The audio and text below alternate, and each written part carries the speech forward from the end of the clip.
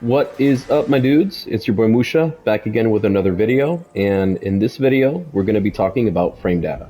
So let's go ahead and get right into it. So this is part 2 of my Back to Basics series that covers kind of like basically MK and fighting game fundamentals. So frame data is a huge tool. I know a lot of people probably try to avoid it because they think it might be too complicated, but I promise you, my dude, it is really simple. If you could do 1 + 1 is 2, you could do frame data. So the first thing that we're going to go over is we have to make sure that you have the frame data actually showing up on the screen. So let me show you how to do that. We're going to go here, go into practice settings, go to where it says HUD, right? And where it says frame data, it's normally set to off. We put it to both.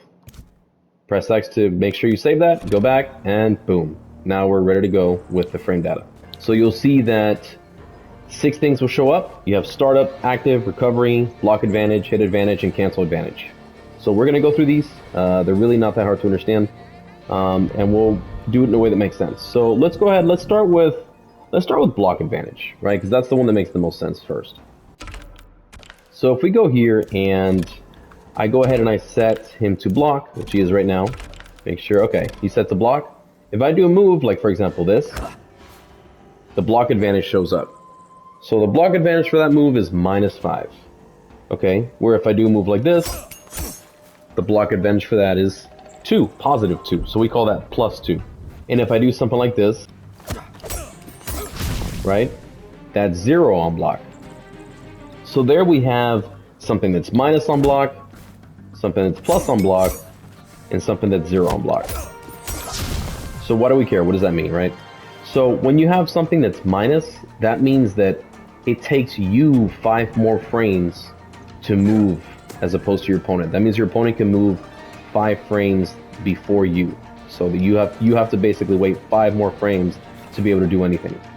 So to show you what that looks like, if I go ahead and set Johnny to just jump, right? And I set him to go ahead and do that every time he gets hit. If I do this, see how Johnny was able to jump first? He can actually jump first. So you see him go higher than me. So that's a big deal because if we do, for example, instead of jumping, let's just say I go ahead and set him to punch. If we do this move and we both try to punch, he's going to beat me to it. And it says counter, and the way it says counter, that's how you know I try to press a button. See?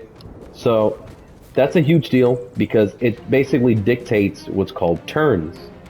So turns, when someone says, oh, it's not your turn, or whatever, you know, like you're mashing, trying to steal back your turn. Turn means who's able to move first.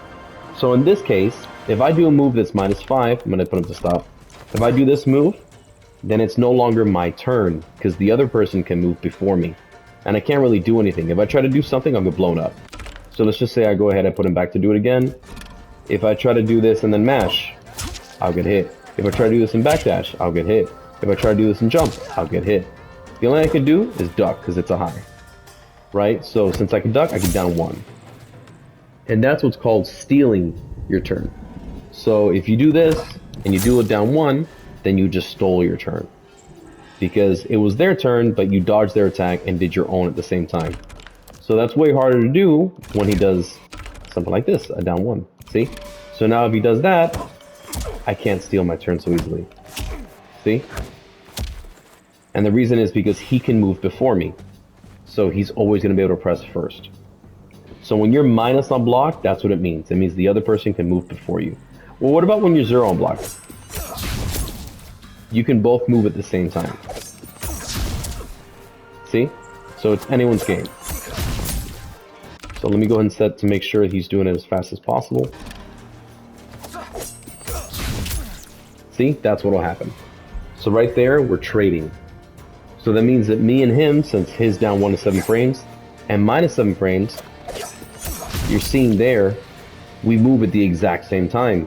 So when we go to punch, we punch at the exact same time. And we trade, we hit each other.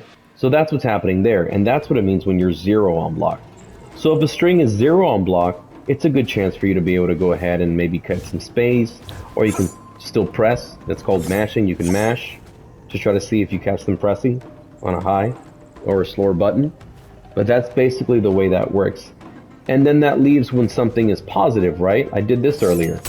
That's +2, right? So there, when you do something that's plus on block, you can press before the other person. So that means that if you have a lot of buttons that are plus on block, your character will be able to press more times than the other person. And that's why frames are such a huge deal. Because if you have a character that can press more often than another character, it's a numbers game, man. They're going to be able to open you up more times.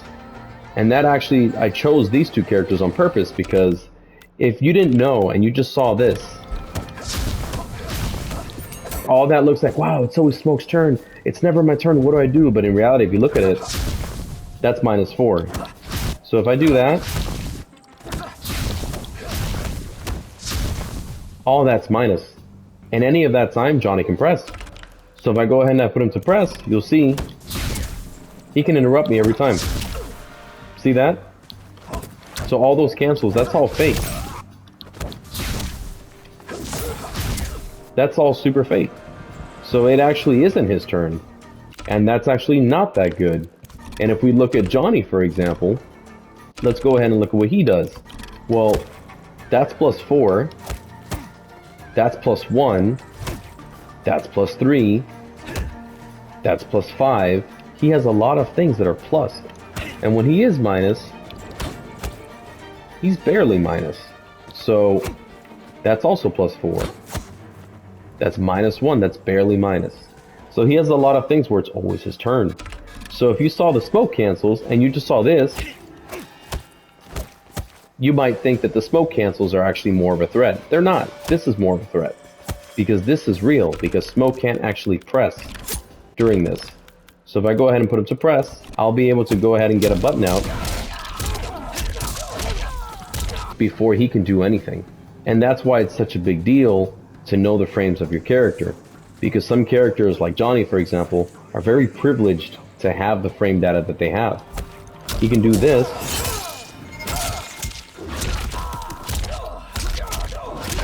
And he can actually combo you all the way to the corner from you trying to press after he pressed. Because it's still his turn. So now going back to smoke, that should make sense as far as frames and when you're minus, when you're plus, and when you're 0. So again, when you're minus like this, that's called being minus on block. Right? So this is minus on block. When you're 0, that's called being 0 on block. And when you're positive number, like 2, that's called being plus on block. So this is plus on block. See? And if I do this, that's also plus on block. Now, there's one last category that we have to go over, which is when something's punishable. And to do that, we're going to go to startup frames to be able to explain when something's punishable. So putting a pause and block advantage, let's go to startup. So startup is how long a move takes to become active. And if you see there, active is how long the move is active for. So there's 60 frames in a second. This takes 10 frames. So that's 1/6 of a second. So that takes 10 frames to become active. And when it is active, it's active for 2 frames. That means they can be hit by the move for 2 frames. So some moves have smaller active windows like this, right? Some have bigger ones like this. That move is active for 17 frames. That move is active for 3 frames. So there's some moves that have longer active times and some moves that have shorter ones. Now, if we take a look at the startup, we can go and figure out what's the fastest startup, right? So stand 1 starts up in 7 frames. Stand 2 starts up in 11. Down 1 starts up in 7. Forward 1 starts up in 10. So this is slower than this. Back 2 starts up in 28. Down 2 starts up in 8. Stand 3 starts up in 12. Forward 3 starts up in 12. Down 3 starts up in 10. Stand 4 starts up in 15. Back 4 is not listed, but that starts up in 11. And then down 4 starts up in 10. And that's basically all of Smoke's buttons. So if you notice there, the button that started the fastest was this. Was this stand 1. So to show you here. This button starts up the fastest. So if we look at Johnny, stand 1 starts up in 7 frames, forward 1 starts up in 9, down 1 starts up in 7, stand 2 starts up in 8, back 2 starts up in 21, well 19 if you don't charge it at all, down 2 starts up in 8, stand 3 starts up in 10, forward 3 starts up in 9, back 3 starts up in 10 frames, down 3 starts up in 9 frames, the stand 4, which is not listed, starts up in 10, forward 4 starts up in 28, back 4 starts up in 11, and down 4 starts up in 10. And that's all of Johnny's buttons. So if you notice, he has a lot of buttons that start off a lot faster, and he's also plus on a lot of them. This character is actually going to be more scary than Smoke, because he can hit you before you can hit him more often, and it's his turn more often than it's your turn. That's one of the reasons why he's as strong as he is, and he's won multiple champions, like championship tournaments. So, going back here to Smoke, if you notice a pattern, in both cases, stand 1 was the fastest button, and stand 1 was 7 frames. So, we can assume if we keep going through the cast, you'll see that stand 1 is generally the fastest button for most of the characters in the cast. Some of them are an exception, like Noob Saibot, stand 2 is faster.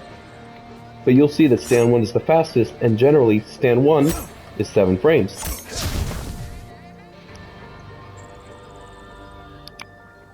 So what do we get from that, right? Because now we know that stand 1 is 7 frames, and we know what block advantage is, and we know what startup is. Well, if we go back to block advantage, if somebody does a move, like for example, let's have Johnny do... Let's have him do that, right? See how it said punish? Let's look at what happened. His move is -8. Well, I have a 7 frame move. So if it takes him 8 frames to move, and I can start my attack in 7 frames, I'm gonna hit him before he can move. I could even set Johnny to try to block, right? If I do this, and I put him to block all attacks, right? That means that he's going to be blocking, except for when he's doing his attack. See how I said punish? So you can see that there, I'm punishing him. I'm able to hit him before he can block. And just so that you can see that's true, if I do a slower move, like this one for example, it's 10 frames, I'll miss my punish. So why is that so important? And because you need to know when it's your turn to be able to go ahead and play the game well. So you can see that here, when Johnny does this move, it's no longer his turn. But it's not just no longer his turn, he's also punishable.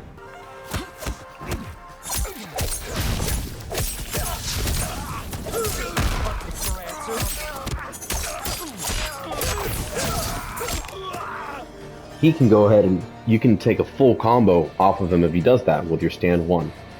So that's just an example with Smoke, but you could see right there, I was able to punish him because I knew the frames. I knew that when he did that, it was my turn. So especially if you're fighting a character like Johnny that has so many free turns, to be able to go ahead and capitalize on the few times that it is your turn is a huge deal.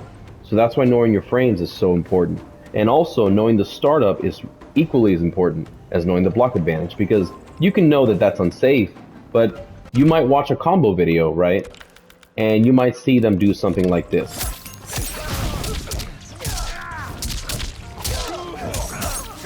Right? Or maybe something like this.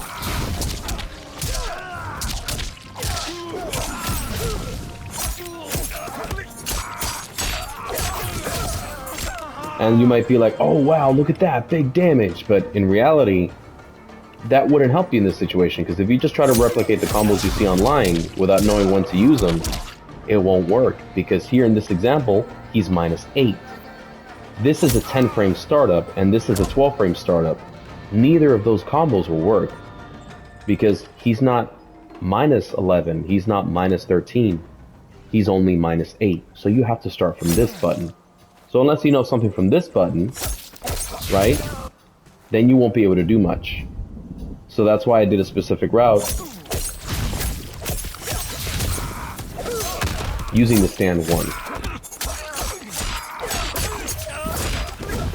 And that's why you want to make sure that you know your startup and your block advantage, as well as the active frame, so that you can know how long your move is a threat. See, so this move, I can use this move along with the missile, for example, and if they stand up, they can stand up into the kicks and get hit. But a move like this, right, or rather like this, doesn't have that many active frames, so it's easier to microduck it. It's harder to microduck this, because this is active for a lot longer. You have to duck and read the duck, then get up.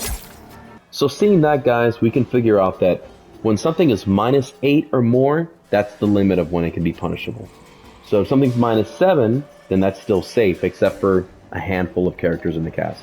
Only Liu Kang, Kung Lao, Li Mei, and Ghostface in his Enforcer variation can actually punish a -7 move. But everyone else can't. So for most of the cast, -7 is the very limit of being safe. Moving on to hit advantage. What does hit advantage mean? Well, hit advantage is basically how plus you are on hit, or what the frames are on hit. It's kind of like block advantage is what the frames are on block, how plus or minus you are. Hit advantage is how plus or minus you are on hit. So if we look at the hit advantage, this move is +12. So that means that this jails into this. Oop. See, like that. And a good way to show this is actually, if I go ahead and just set him to duck, right? See, so he's ducking now, right? This down 1 is +12. My stand 1 is 7 frames startup. So when something jails, it means that one leads to the other and you can't do anything other than block. So when they say you have to respect it or you have to hold it, they mean you have to block. You have to defend against it. So Johnny can't do anything. He's set to duck. So he's going to duck right away. But if I do this, I'm jailing him into the stand 1. Because since I'm +12 off of the down 1, I have more than enough time to get my stand 1 out before he can do anything. He can still block, right? He can still block the stand 1. And as a matter of fact, if I put him to auto block, you'll see that he can still block it, but he can't duck it. So that's why if he tries to do something like mash down 1, if you bump into people that like to do this a lot, let's go ahead and go here. Right, they're just mashing down 1. So you can punish something for mashing by taking your down 1 back. You see that? So that's the way that works. And that's actually how you deal with people that mash a lot. You have to down 1 them after they down 1 you. So hit advantage can tell us a few other things too. Like now that we know when something jails, we can actually plan out sequences.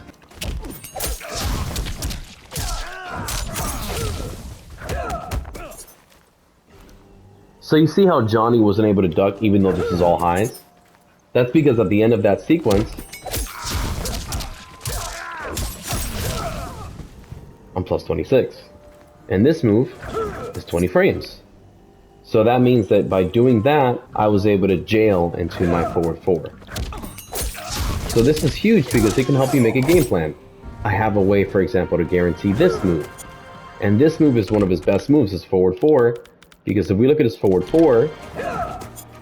Oh, sorry, let me go ahead and set him to stand back up. If we look at his forward 4, and we cancel it, he's +12. And that's the only move that jails into this. Which is basically his best combo starter. Since he doesn't have a mid, this is the next best thing. That's the 12 frame startup. So that means doing this is a huge deal with Smoke, and something we have to be able to do to be able to actually play him well. So now that we've gone over hit advantage, let's go ahead and check out cancel advantage and recovery, which are the last two. So recovery is basically how long it takes for you to be able to move again after whiffing a move. So a whiff is when you throw a move out and the move doesn't connect. See, so in this case, I'm whiffing forward 1. So the recovery for forward 1 is 22 frames.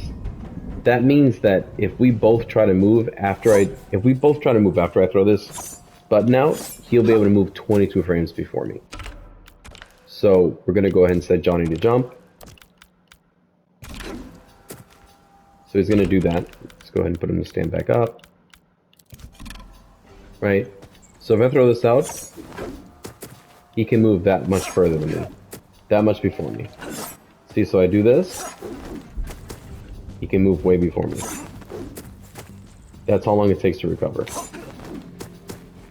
So that's a huge deal, because if the recovery for a move is too high, then it's a dangerous move to throw out. The recovery for that move is 31 frames. So that means that if he goes ahead and whips that,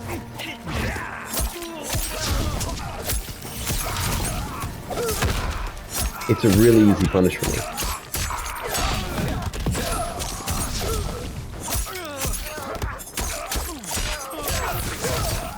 See? And all that happens because he went ahead and he threw a button out carelessly.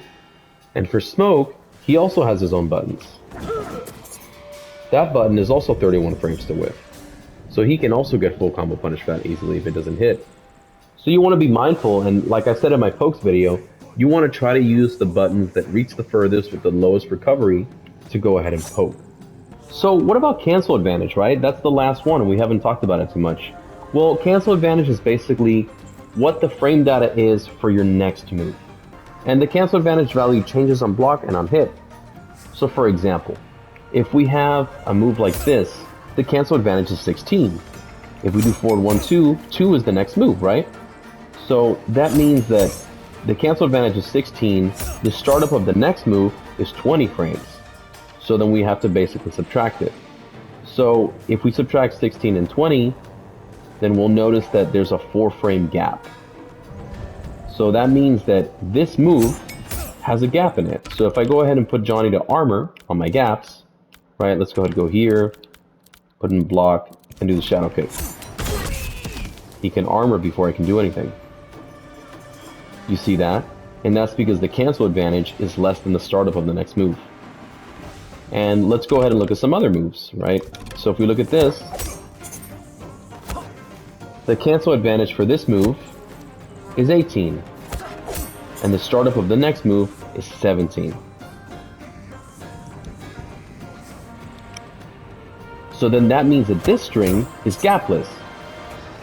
So if we're right, Johnny shouldn't be able to punish us with a shadow kick when we do that string. Let's go ahead and take a look. You see that? That's because this string is gapless. So as many times as he wants to try, it'll never work.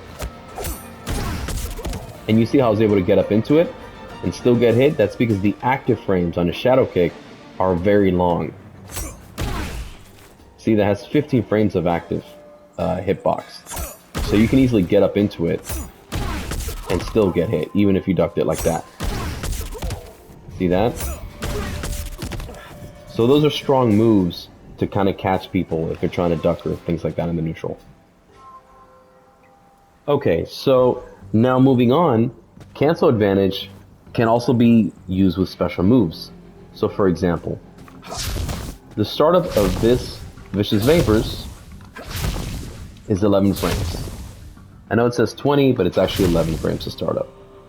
Now, if we look and see, for example, the cancel advantage of 212, that's 27 frames. That means that Johnny won't be able to armor me if I go into Vicious Vapors.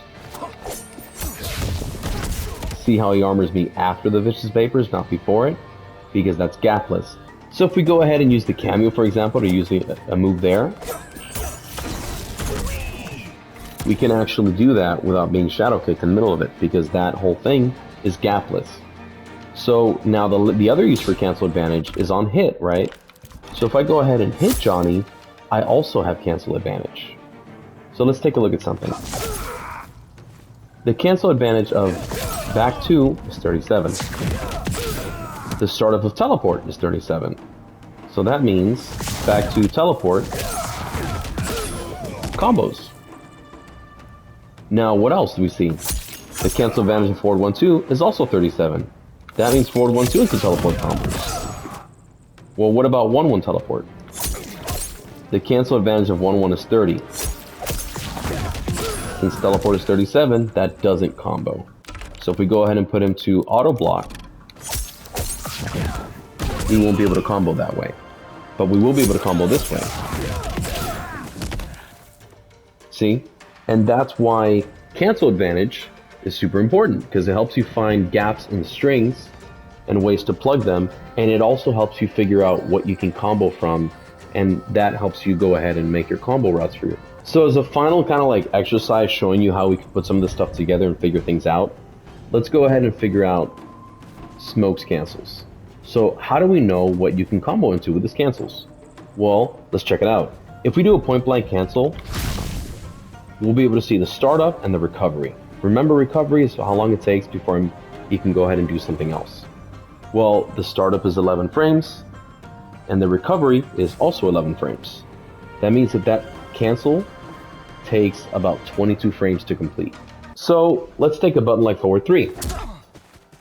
If we see the cancel advantage of forward 3 is 31 frames, then we have to subtract the startup and the recovery from that, right? So if we go ahead and say, okay, so it's 31 frames, and the startup and recovery of the cancel is 11 frames and another 11. So that's 31 minus 22. That leaves us with 9 frames. So Smoke can connect anything that's going to be 9 frames or less. If we look through his kit, this is 11 frames, this is 10, this is 7, right? That's 12, that's 15, that's 10, that's 7, that's 11. So the only thing really he can connect is a stand 1, right? So that means we should be able to do that and it'll combo. And if you see there, it did. It says 2 hits. So then that can help us go ahead and figure out combo routes. So what about if we do 1? Well, the cancel advantage of stand 1 is 32 frames. If we do the same thing and we take away the 22, we're left with 10 frames. Well, guess what? This move is 10 frames. That means that whole thing combos. See? That combos, because this is a 10 frame startup. So you can see there we're using the same frame data knowledge that I've been sharing to go ahead and figure out cancels, figure out when we can take our turn, figure out when we can punish something, and then figure out the moves that we can use in order to get those punishes. And that's why you don't want to focus. A lot of the time if you see these videos, they say don't focus on combos, and that's what they're talking about. If you're just focused on combos, then you're not going to be able to really capitalize on all of these things. And this is a way bigger part of fighting games, is knowing your frame data and knowing what to do with it. So that's pretty much it, guys. This has been basically a pretty comprehensive video about frame data. We went over startup frames, active frames, recovery frames, block advantage, hit advantage, cancel advantage, on hit and on block, and how that can basically apply to different scenarios. So hopefully you guys found this video helpful. And if you did, be sure to like, share, comment, subscribe, and let me know if there's anything else you'd like to see me cover. As always, this has been your boy Musha. Be easy, guys.